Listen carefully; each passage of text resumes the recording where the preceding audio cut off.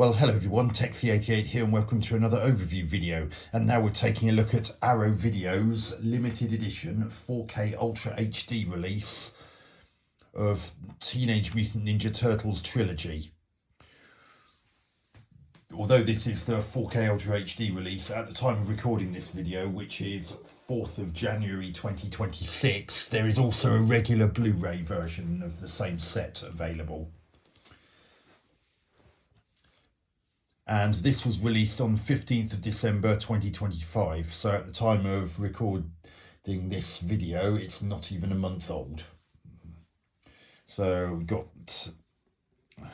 my hands here so you can get an idea of its size. So you've got this wonderful artwork on the front with the 4 heroes in a half shell. And the frequent 4K Ultra HD sticker that features on a lot of 4K UHD releases. There's the British Board of Film Classification PG certificate, so none of the films have gone up in rating. In fact, all 3 of them are rated PG, just like they always were. And here's the back of the slipcase. The usual blurb at the top, and an overview of the contents, as well as the contents of each of the 3 discs in question. And as you probably guessed by face, Trilogy, this is based on the live-action 1990s Teenage Mutant Ninja Turtles movies. In case, assuming that the second film, being called Teenage Mutant Ninja Turtles 2: The Secret of the Ooze, wasn't a dead giveaway. But so that's the back, and there's the spine. Apologies for the overhead light as ever.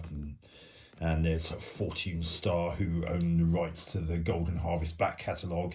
Anyone who's familiar with these films knows that Golden Harvest were the producers of them, and as you may know from my other overview videos, Golden Harvest did a lot of classic Hong Kong movies.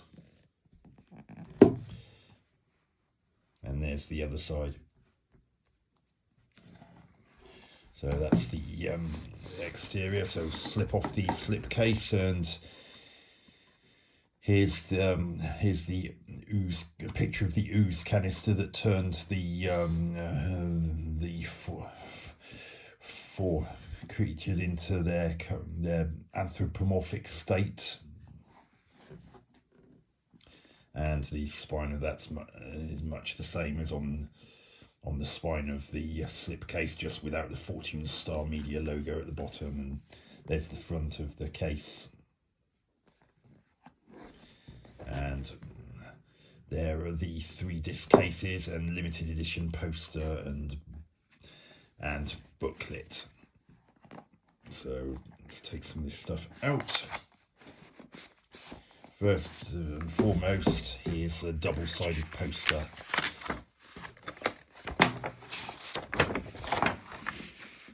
Which, as you can see, shows the classic cover art for the very first film, which was released in 1990 and became quite a big hit, to put it mildly. And I still think it's a great piece of artwork, even after just over 35 years. And on the reverse side is what's on a scroll in Teenage Mutant Ninja Turtles 3, which has sometimes been given the subtitle Turtles in Time, albeit not necessarily officially.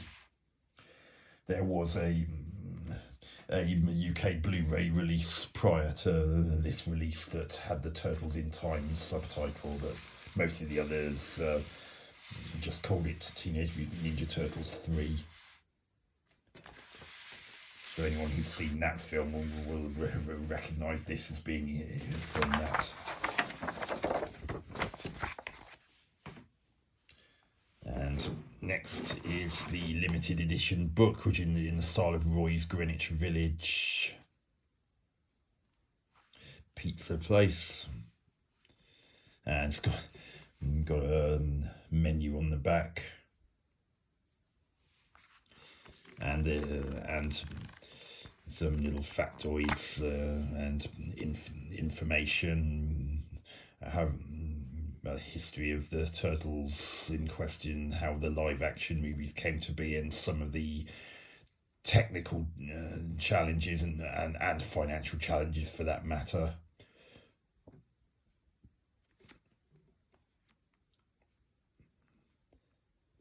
And how the Jim Henson's Creature Shop came to be the ones to given the task of overcoming the technical obstacles and coming up with what would become some incredible technological achievements.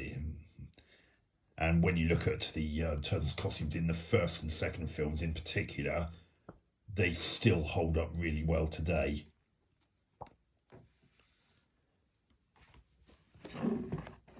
And just here's one of the covers of the first film. It's worth pointing out though that there is actually an alternative artwork scheme in other releases, but the actual content of the sets is otherwise identical.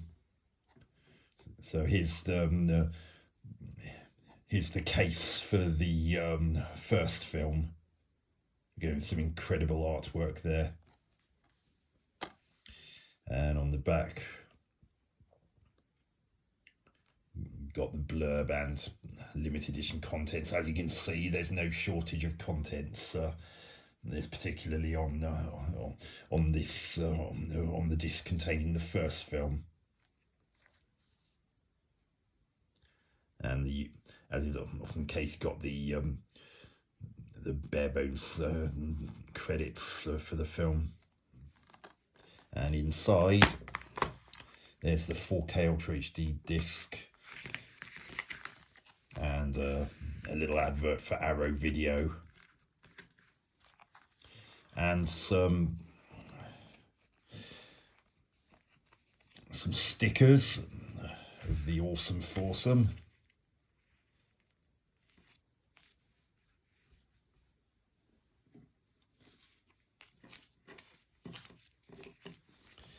And these and these little cards. There's Leonardo, Michelangelo, and wait a minute, it says Donatello, but that's not Donatello, that's Leonardo, because Donatello uses a bow staff, and those are not only are those clearly katana swords, but Donatello has a purple mask, not the blue one. Oh well. And there's Raphael.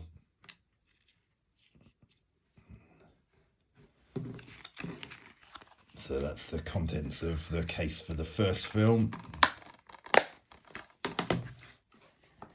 Now we'll take a look at the contents of Teenage Mutant Ninja Turtles 2, The Secret of the Ooze. Again, some pretty cool artwork on the front.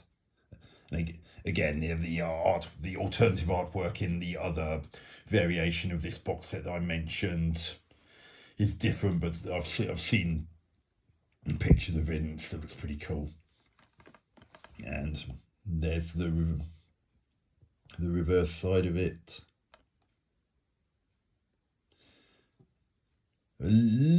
Just a little bit lighter on bonus content, but still what's there is still really good.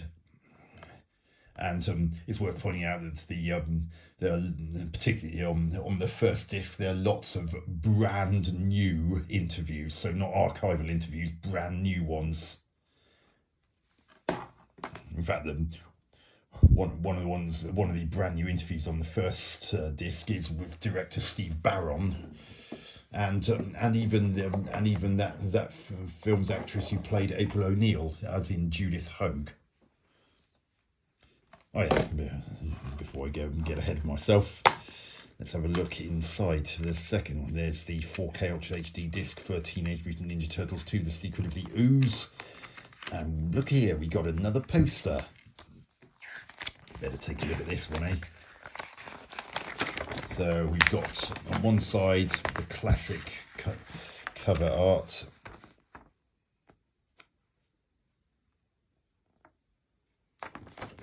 and on the reverse side just a larger version of the front cover of what's in this release, which I showed you on the front of the case just a few moments ago. And the other bits and bobs in the case for the second film are a business card for Roy's pizza place in Greenwich Village, with the loyalty scheme on the reverse side. Collect enough stamps and you get the 8th pizza free. There are quite a few companies have those, and some more of those cards, this time for the main antagonist of the Turtles, in this case Shredder. And just so you know, the reverse side, that's just the Teenage Mutant Ninja Turtles. So that's all that's on the reverse side of those. And Master Splinter, the one who taught the 4 Turtles everything they know.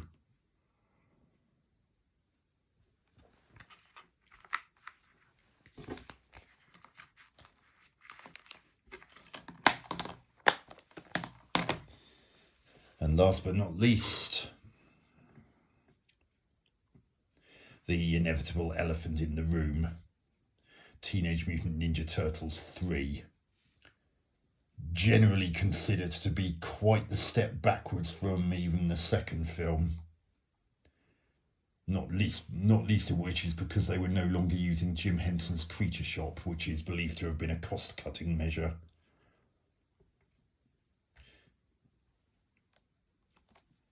And anyway, there's the cover, the new cover, the new cover art in this particular version. Again, there's an alternate cover art in the other version that I mentioned. And there's the reverse side of it. Still slightly lighter still in terms of additional content, but again, what's there is really good. You even get a brand new interview with Vivian Wu, who played Mitsu in this film.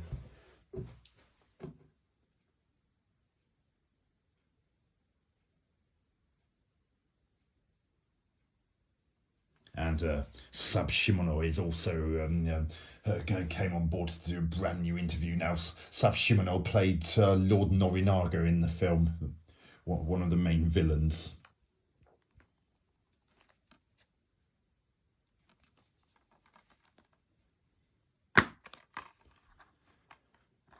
So, looking inside. Last time, here's the 4K Ultra HD disc containing the film and all those extras listed on the back. Got the last 2 of those cards, this time covering Elias Koteas' character Casey Jones. He was not in the second film, but was in the first and third film. And here's one for April O'Neil. As you can see, it's got both Judith Hoag, who played her in the first film, and her replacement for the second and third film, Paige Turco. That's Judith on the left, Paige is on the right. And for the last time, we get another double-sided poster. So on this side, we've just got a larger version of the artwork that you just saw on the front cover of the main case. And on the reverse side, as ever, you get the classic poster. Although it's worth pointing out, notice it says Ancient Japan 1593. And when you've actually come to watch the film, the first thing it comes up with is Japan 1603. So a whole decade later. From what I understand from what Stuart Gillard, the director of this particular film, says in the audio commentary, he doesn't know why there was a switch to the year.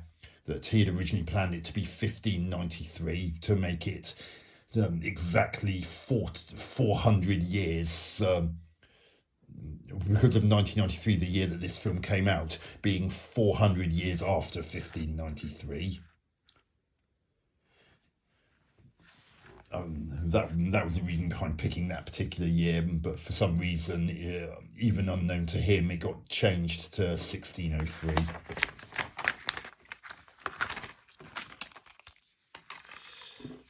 And also worth pointing out is that all three of these cases actually have reversible sleeves. So the reversible sleeve of the first one just is the same thing but contains the classic artwork. So you can just switch it if you're not keen on the newfangled artwork here. You can just turn the inner slip around, sleeve around, and show the classic artwork. Same thing goes for Teenage Mutant Ninja Turtles 2: The Secret of the Ooze. Again, classic artwork there.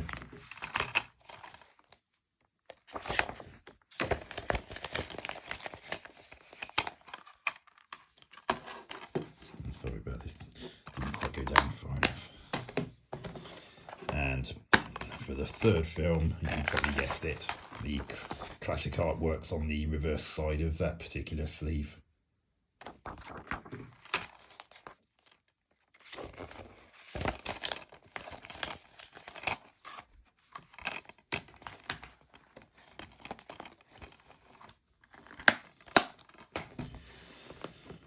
So I've at the time of recording this, I've seen a sizable chunk of what's in these, including several of the extras, and there are 2 audio commentaries on done for the first film, and brand new audio commentaries, not archival ones or anything like that. And one of the audio commentaries for the first film was done by Steve Barron, who directed it, and the other is by comic book expert and podcast host Dave Baxter, which isn't quite so informative about the actual film itself, but that tends to go more into the actual comics and the translation from that to the film that we ultimately got. And there's even a newly filmed featurette showing the film's locations in New York City and North Carolina. In reality, even though the whole story was set in New York City, the budget constraints meant that they couldn't shoot all that much actually in New York City. It was too expensive.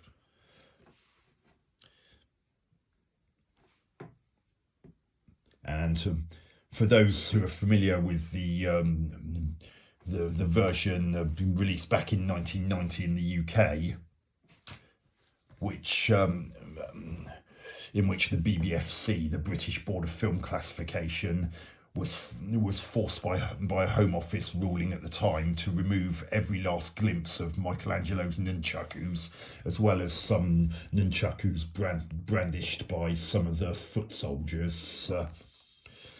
There was a version released in the UK back then that contained some alternate footage provided by the filmmakers to get around this issue, whereas other times they simply optically reframed certain shots just to put the nunchaku off screen and darken some others to make the nunchaku almost, if not actually, impossible to see.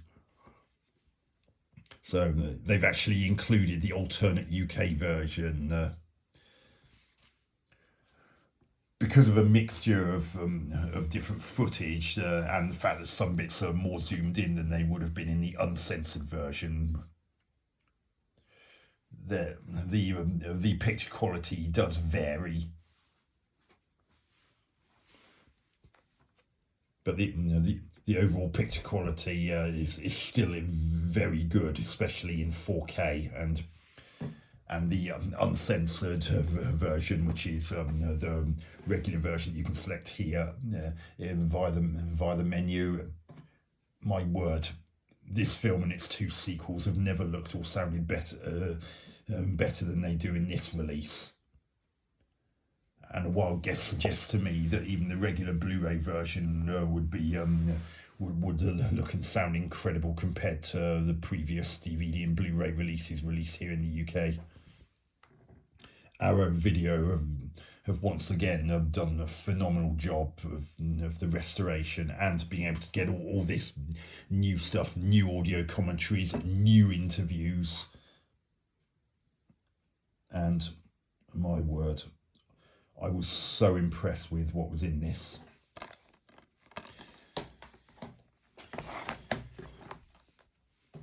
And Teenage Mutant, and actually going back to the first film, many people even now in 2026 would say that this is the definitive Teenage Mutant Ninja Turtles movie.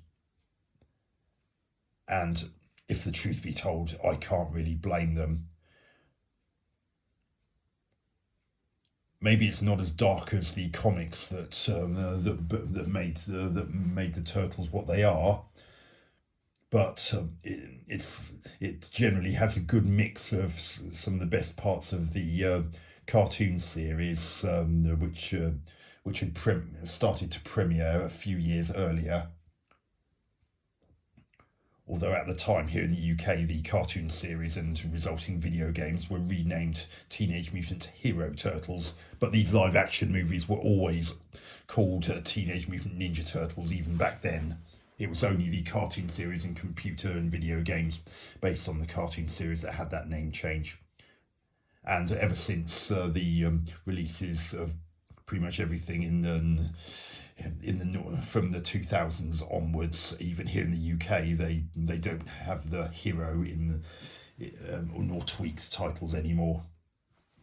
And because of a weapons rethink at the BBFC and the retirement of James Furman as the chairman of the British Board of Film Classification in 1998. After that weapons rethink in 1999, the BBFC no longer really cut nunchaku footage, so all releases from the DVD release from 2004 onwards are completely uncut for the first, and the uncut and previous UK cut versions are both present on this disc.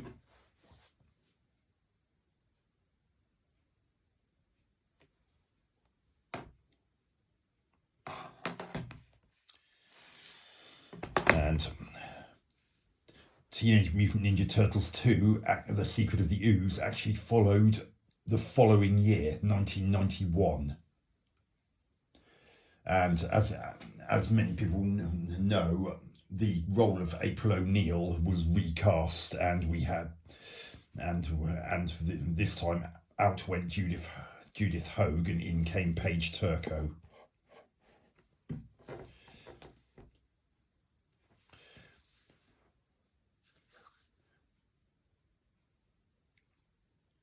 I mean, the change didn't particularly bother me. I mean, both actresses gave their own interpretations of the character, which I think went down really well in their own unique ways.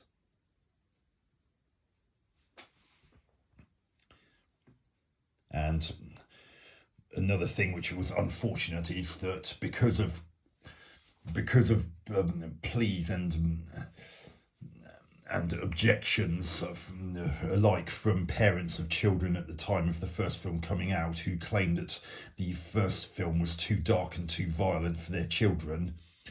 Unfortunately, the producer of this film somewhat pandered to those desires and made the movie a lot lighter in tone and more kidified, for want of a better description. Not that it's awful per se. It's just that the good mix of humour and general seriousness and darker tone of the original. You won't find much of that here. If everything's much lighter in tone by comparison, and one can only speculate as to what this might have been had those parents not been pandered to.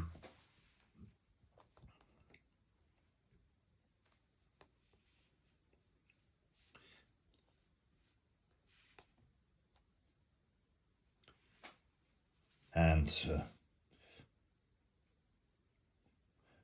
unlike the previous film, there's nothing that shows the slightly tweaked UK version of the opening credits. There's a bit in the opening credits in which Michelangelo picks up some cold cuts from a deli counter and twirls them around like nunchakus. In the original UK version, a little bit of that was censored because of concerns by the aforementioned James Furman. The, this the version of the film on this is completely uncut, and there's no way of seeing that slightly trimmed version. It was just just a couple of bits that were removed. The rest of the film remained untouched. In fact, throughout the film, the turtles never used their weapons against the foot soldiers or anything like that. In fact, they don't really use them in combat in general in this. So,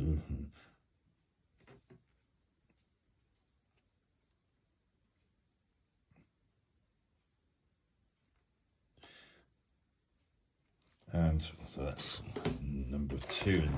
And number three, as I said, is a bit of the black sheep of the family and the proverbial elephant in the room. Whereas the second film paid tribute to Jim Henson and still used his creature shop for the turtle effects to even greater effect than even in the first film, and they look brilliant then. Bear in mind that the first film was the last film that Jim Henson himself oversaw and worked on, but he died. He died earlier that year, and even though he was concerned, because he's normally known for doing family fare like the Muppet Show, and even he thought that the turtles were quite violent and not really in keeping with the family image. Just from what I can make out from the collector's booklet, Jim Henson owed Steve Barron a favour. But even though he wasn't keen on it, I and a lot of others are really glad that the Jim Henson Creature Shop worked on the turtle effects and Master Splinter, and indeed Toko and Reza in the second film for the special for the creature effects, because they really look so good even now. But in the case of this third film, yeah, they weren't using a Jim Henson's Creature Shop this time, and it really shows. Even though the footage in this as being remastered in 4K still looks and sounds superb. The turtles in particular look even more like the rubbery suits that they really are, and the way they're lit makes it even more obvious, and it does slightly take you out of the moment, and kind of ruins the illusion a bit.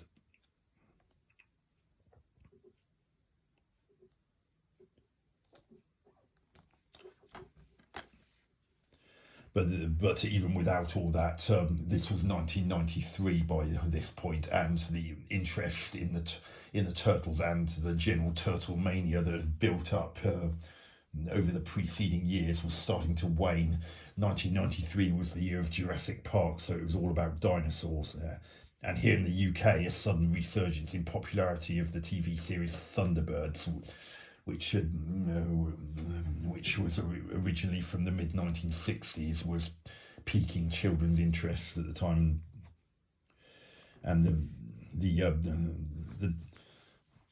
downsizing of the budget for this film and no longer using Jim Henson's Creature Shop will inevitably not helped its fate, and we don't even really get in any monumental characters that children would have known from the cartoon series or the computer and video games of the time.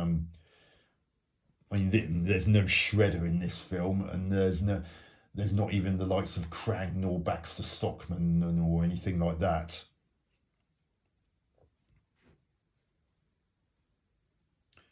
In fact, they put in a time travel premise,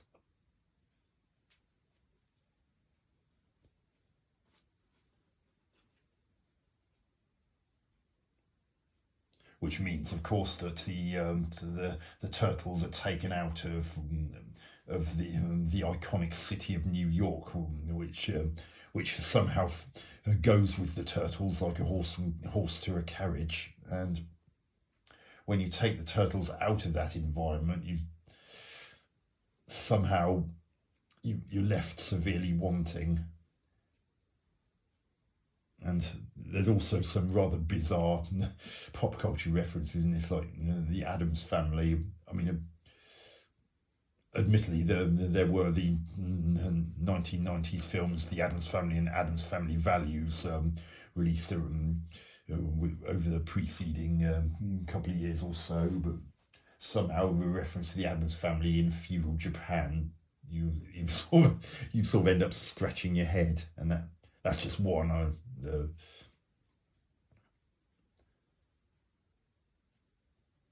There's some other dubious bits which people kind of wish hadn't been added, which I won't actually go into.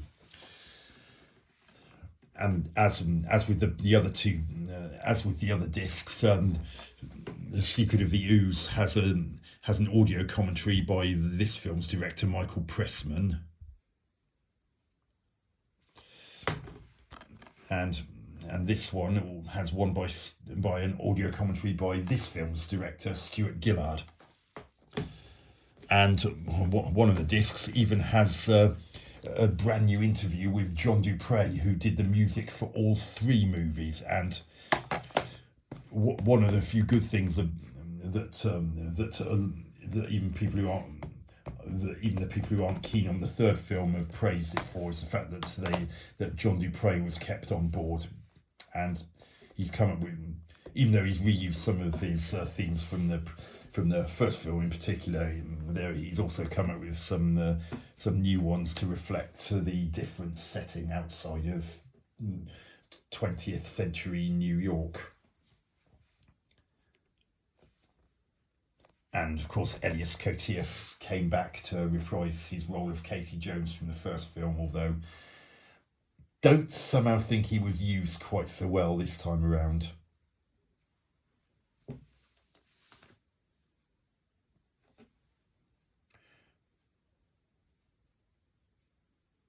And another extra in this is of note is as I mentioned, there's interviews with Sab Shimano and Vivian Wu, and another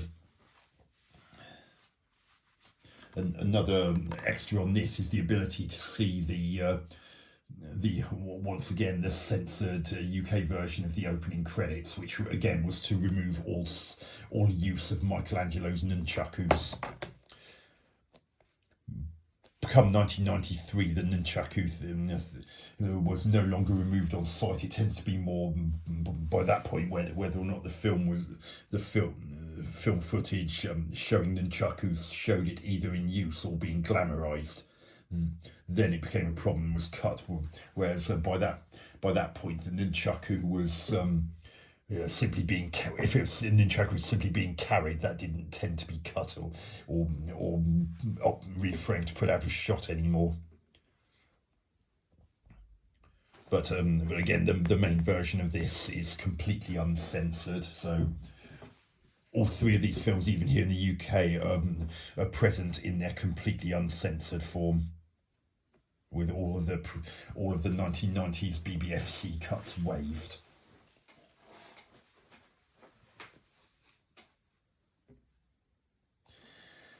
And the RRP for this 4K UHD set was £50, although because it was my first order directly with Arrow Video, I managed to knock the price down a bit for an introductory offer. But even at £50, when you consider when you consider what's in this and the heritage of the first film in particular, that's actually not too bad. I mean, you have to think about it. The second, third film in particular, they had to relicense a whole bunch of songs which were not necessarily those composed for the movie. I mean, the soundtrack to the third film, for instance, even contains things like ZZ Top's "Can't Stop Rockin'," which was originally released almost a decade earlier, and Baltimore's "Tarzan Boy." And let's not forget Technotronic featuring Yakid K with "Rockin' Over the Beat." And those would have had to have been relicensed as well.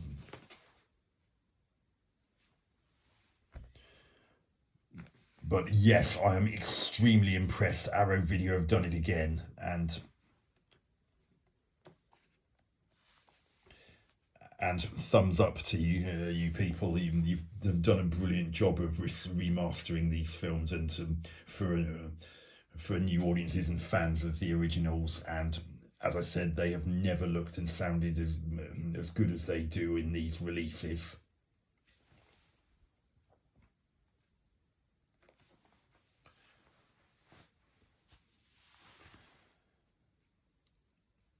Admittedly, I haven't covered absolutely everything in this video, otherwise we'll be all night. But I still hope that you've enjoyed this overview video, and I hope to catch you on another video soon. Texie88 out.